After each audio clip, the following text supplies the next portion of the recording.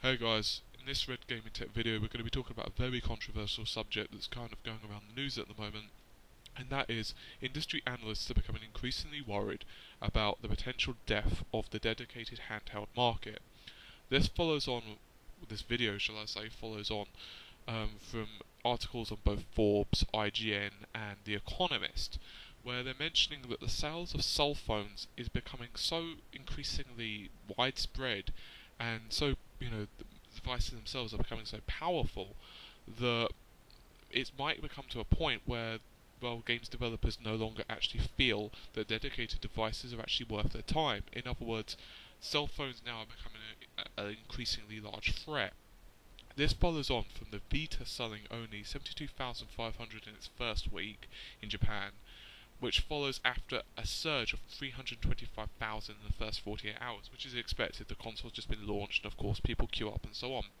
The 3DS sold 370,000 in its first week, and 210,000 in its second, once again the first week showing the surge as per normal.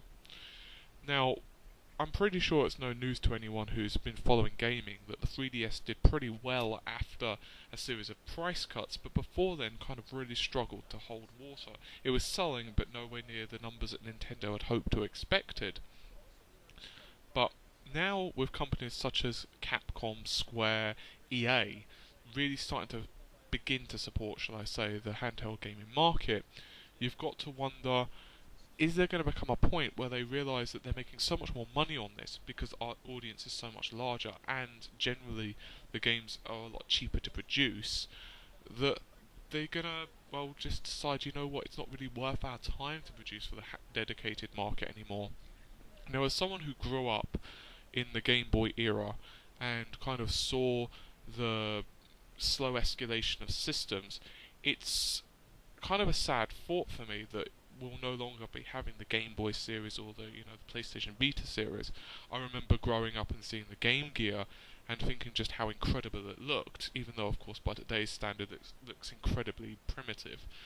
But with cell phones becoming increasingly more powerful, as well as the, of course, iPad and other such tablet devices, well, let's face it, we're already on dual core in the mainstream. What about in, say, 2 years' time when no doubt quad core is going to become pretty standard?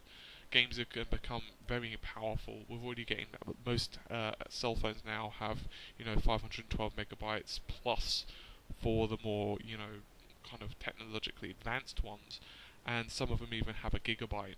So, are we going to kind of get to the point where cell phones themselves are so powerful that they can kind of emulate pretty much all of the features of most of the dedicated devices? Of course, they're going to be missing certain things which are kind of very hard to kind of built in, if you will. The first, of course, is dedicated analog sticks and so forth. Now, there might be ways around this. Maybe there'll be third-party attachments which we'll be able to add to the phone, although I have no idea how, or, even if that would be feasible. I suppose it could be, who knows.